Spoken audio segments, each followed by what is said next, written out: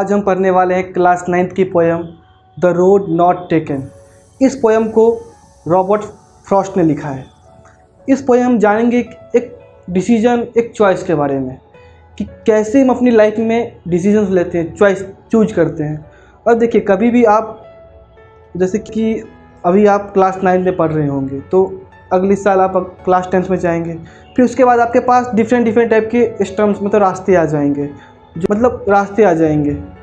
एक साइंस आ जाएगी, एक कॉमर्स और एक आर्ट्स। तो आप चूज करोगे कि इनमें से हम किसे चूज करें। तो चूज करने के लिए भी आप किसी भी एक चीज़ का पॉइंट आउट करोगे। जैसे कि इस पोएम में हम पढ़ेंगे कि राइटर जो है वो इसमें लिखा है येलो वुड। वुड मतलब होती है, वुड मतलब हम वुड यूज करते हैं रास्तों के लिए। और येलो होती है क्या कि जब कोई एक स्प्रिंग सीजन आती है तो उसमें क्या होते हैं कि जो पेड़ की पत्तियां होती है वो पीला होकर के सूख करके एक नीचे गिर जाती है। तो मान लो रास्ता कुछ ऐसा होता है कि जैसे लगता है कि एक पीला सा रास्ता बन गया, मीन्स येलो वुड। जब उस रास्ते पे वो आगे बढ़ते हैं तो वो देखते हैं तरफ कोई भी नहीं है, ना इंसान है और ना ही कोई जानवर है। तो वो जब रास्ते पे जाते हैं तो जब आगे बढ़ते हैं तो क्या होती है, एक समय ऐसा आता है कि वो रास्ते जो होती है, वो एक रास्ता वो दो रास्ते की ओर डिवाइड हो जाती है, दो रास्ते में बढ़ जाती है। अब वह यह डिसीजन नहीं कर पाते हैं कि इनमें से वो किस रास्ते पे वो जाना चाहेंगे। तो फिर वो दोनों रास्ते को देखते हैं। अब दोनों रास्तों में चूज करते हैं कि हम किसी एक रास्ते पे जाएंगे।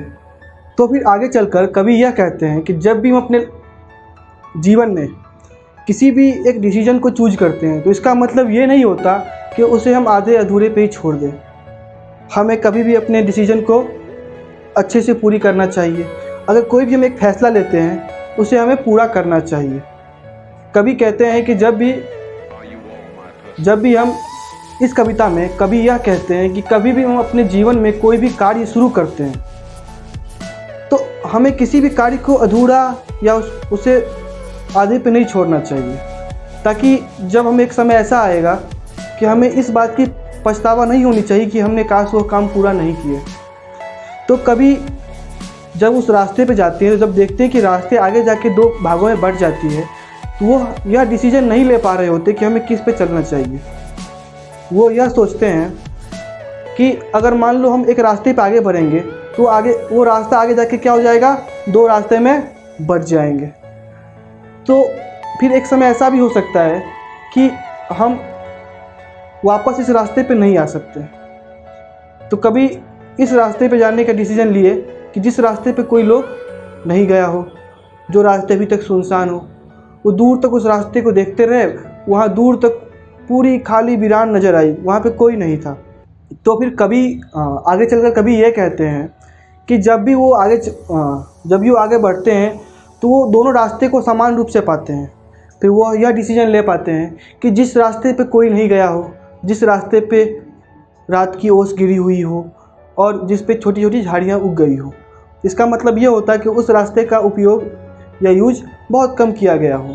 तो कभी डिसाइड करते हैं कि हमें इस रास्ते पर चलना चाहिए।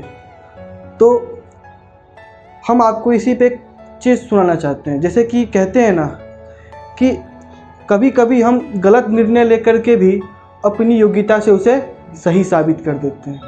निर्णय सही और गलत यह मायने नहीं रखती है, उस निर्णय पे आप कितना कार्य किए यह मायने रखती है। जब भी हम अपने जीवन में कोई भी एक फैसला लेते हैं तो हमें उससे पलट कर नहीं देखनी चाहिए, क्योंकि जो पलट कर देखते हैं ना वो कभी इतिहास नहीं बना पाते। बहुत सारे ऐसे बच्चे होते हैं जो अपने एग्ज़ाम के टाइम पर अपने भाग्य पर विश्वास रखते हैं। बहुत तो ऐसे होते हैं कि वो सोच लेते हैं कि 50 मार्क्स के MCQ आने वाले हैं, उसमें टिक लगा के पास हो जाएंगे। पर ऐसा नहीं होता, क्योंकि जो बच्चे ऐसे करते हैं वही बच्चे फेल हो जाते हैं। तो आज हम इस पोएम में यही सीखें कि हम अपनी लाइफ में कैसे डिसीजन लेने चाहिए। इसमें कवि की एक भावना क्या थी, और हमारी मुलाकात फिर से होगी एक नई कविता और एक नई टॉपिक के साथ। तो आज के लिए इतना ही।